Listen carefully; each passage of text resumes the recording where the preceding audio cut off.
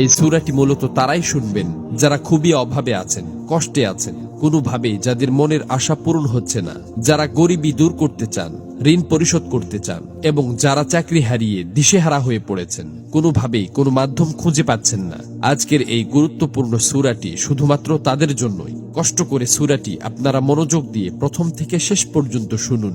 ইনশাআল্লাহ এই সূরাটি শোনার উসিলায় আপনাদের সকল অভাব অনটন গায়েব থেকে দূর হয়ে যাবে, সকল ঋণ পরিশোধের ব্যবস্থা হয়ে যাবে, মনের সকল অপূর্ণ আশা আকাঙ্ক্ষাগুলো পূরণ হয়ে যাবে। আপনি যা চাইবেন সাথে সাথে তাই কবুল হবে ইনশাআল্লাহ। প্রিয় বন্ধুরা, আল্লাহ পাক চাইলে সবকিছুই সম্ভব। এজন্য আল্লাহ তাআলার কোরআন মাজিদের সর্বশ্রেষ্ঠ এই সূরাটি শুনতে শুনতে আপনার মনের সকল নিয়ত, মনোবাসনা ও জীবনের সকল চাওয়াগুলো আল্লাহ তাআলার কাছে মনে মনে দোয়ার মাধ্যমে তুলে ধরবেন। আল্লাহ চান তো মুহূর্তেই আপনার জীবনটা পরিবর্তন হয়ে যাবে। প্রিয় বন্ধুরা, জীবনে তো অনেক প্রচেষ্টাই করেছেন, একবার না হয় কোরআন মাজিদের এই সূরাটির উপর বিশ্বাস রেখে প্রথম থেকে শেষ পর্যন্ত শুনলেন। এই সূরাটি শোনার পর আপনি নিজেই বাধ্য হবেন আমার জন্য দোয়া করতে। এই সূরাটি এখন পর্যন্ত লক্ষ লক্ষ কোটি কোটি মানুষ শুনেছে এবং সকলের ভাগ্য অলৌকিকভাবে পরিবর্তন হয়ে গেছে। আমার কথা বিশ্বাস হচ্ছে না? তাহলে সূরাটি একবার শুনেই দেখুন।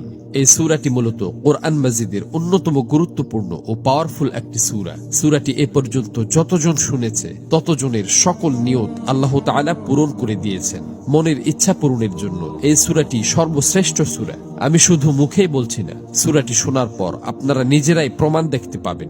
এজন্য কোরআন মাজিদের উপর বিশ্বাস রেখে দ্রুত সূরাটি একবার শুনে নিন। ইনশাআল্লাহ সাথে সাথেই রেজাল্ট পাবেন।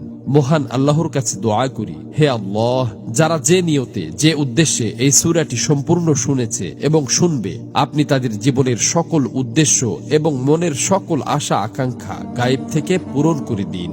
আমিন।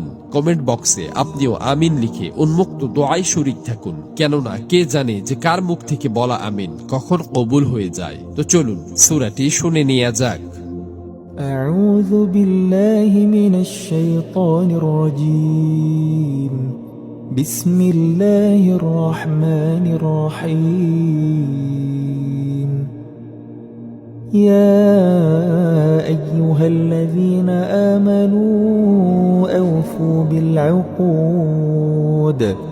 أحلت لكم بهيمة الأنعام إلا ما يتلى عليكم غير محل الصيد وأنتم حرم. إن الله يحكم ما يريد. يا أيها الذين آمنوا لا تحلوا شعائر الله. لا تحلوا شعائر الله ولا الشهر الحرام ولا الهدي ولا القلائد